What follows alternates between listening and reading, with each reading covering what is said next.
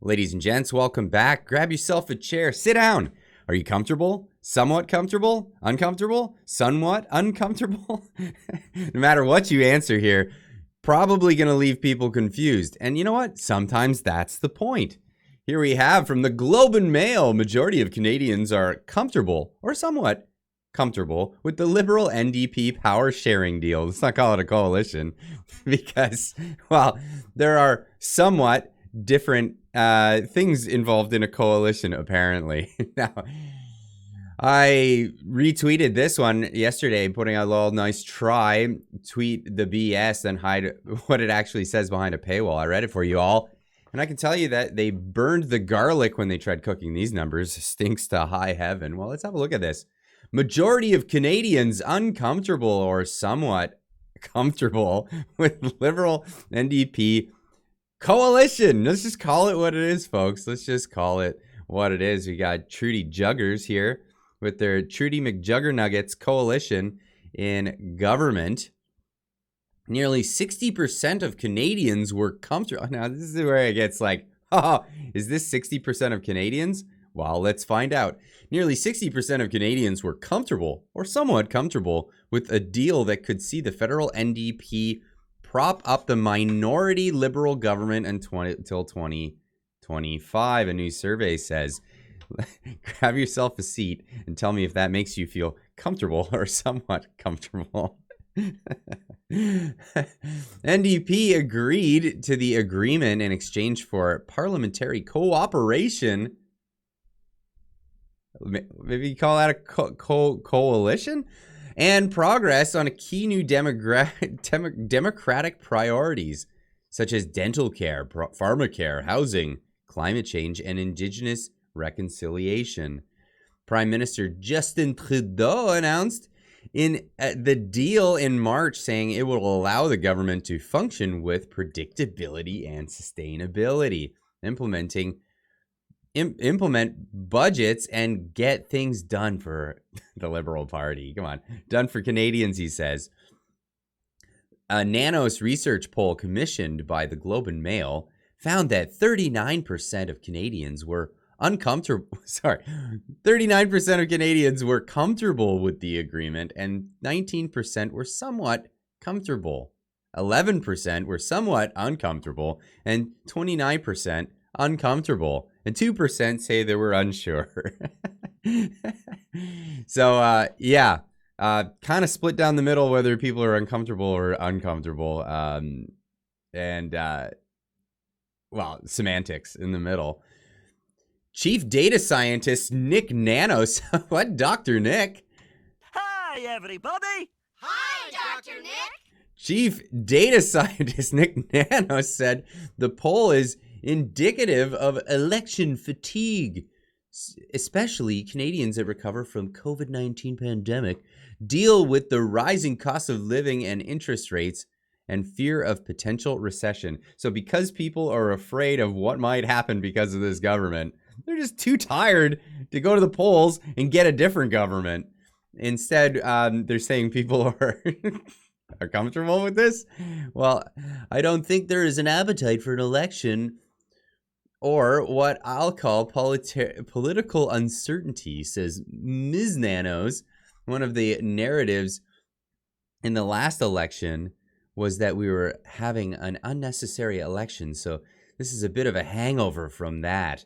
The Nanos Research random survey conducted between May 26th and 30th, so they did this within 4 days, polled 1,001 Canadians by phone and online, and has a margin of error of plus or minus 3.1 percentage points, 19 times out of 20. So 1,001 Canadians by phone or email gives you the impression that people are comfortable with the NDP coalition. Okay, we'll go with that. In the poll, Ontario residents were most likely to say that they were comfortable or somewhat comfortable with the Liberal NDP deal at 64.5%, followed by the Atlantic provinces, New Brunswick, Newfoundland, Nova Scotia, and Prince Edward Island at 63.8%. Quebec at 59.1%. I wonder if the people who are being polled are confused on what they were answering. Residents of Manitoba, Saskatchewan, and Alberta were most likely to be uncomfortable or somewhat uncomfortable with the agreement at 54.8%, followed by respondents in British Columbia at 41.4%. There was also a significant gender split on the issue, with 47% of men saying they were uncomfortable or somewhat uncomfortable with the federal deal, compared to 32.5% of women. There's a real gender divide when it comes to the views on the federal liberal government, with men being much less likely to find Justin Trudeau and the Liberals appealing. How many of you women out there in this audience find Justin Trudeau and the Liberals appealing? Said, this is Mr. Nano saying this, apparently. The Liberal NDP deal is a supply and confidence agreement, right? Which generally involves an opposition party agreeing to support the government in confidence motions and budget appropriation votes for a certain period of time. It is not a coalition. Stop calling it a coalition, guys, because it does not involve the NDP sitting in cabinet. Oh, okay, so they just agree to vote along party lines, but they have no say. So is that not? Oh, I guess it's not a coalition. We wouldn't call it. What would we call it? We would call that subversion. We call that kowtowing, bowing to the Liberal Party and just going with what they want. Oh, okay. It's not a coalition, they said. Yeah, no, that's a coalition. The NDP promises to pass future Liberal budgets, help defeat non-confidence measures. What would a non-confidence measure lead to? An election. Measures proposed by the other opposition parties and block the Conservatives and block Québécois from launching inquiries that cause unnecessary obstruction for the Trudeau minority government. Hold on. So going against the will of the democratic will of the people, because the people gave Trudeau a minority government, and the idea of giving a minority government is to cause obstruction so they can't just get whatever they want. So, yeah, going against the will of the people. In exchange, the Liberals have vowed to consult the NDP on bills and make senior civil servants available for briefings on policy and legislation. So you can't make it an official coalition because they're not allowed in the cabinet, but you're allowed to you're allowed to have a cup to the door is what they're saying. We're gonna go out and tell you what we said in cabinet, as long as you vote completely along the lines of everything that we say, and then we'll be able to keep that government until 2025 when Juggers is eligible for his pension. Oh, no, there's nobody talking about that one. The deal says that the parties agree to a guiding principle for no surprises. Oh, no surprises, like no surprises. People voting against your minority government suggests that the government will inform the NDP of major coming developments. Mr. Trudeau and NDP leader Jagmeet Singh, Jagmeet apparently is how it's pronounced. I don't want to mispronounce that. Juggers will meet at least once a quarter. There will also be regular meetings of the party house officers and a monthly stock take meeting, an oversight group made up of staff and politicians. How comfortable are you, folks? The poll also asks Canadians how the agreement will impact their voting intention in the next federal election. 32% said it would have no impact on their vote. Okay, let's just grab a hold of these numbers, right? 32% that it would have no impact on their vote, while 26% that they would be more likely to vote conservative in the next election. Okay, so they make it sound like 32 wouldn't impact their vote.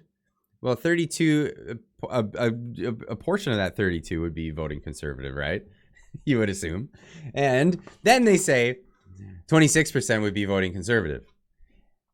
Then they bring in a new paragraph to make it seem like it's split and this is a separate topic.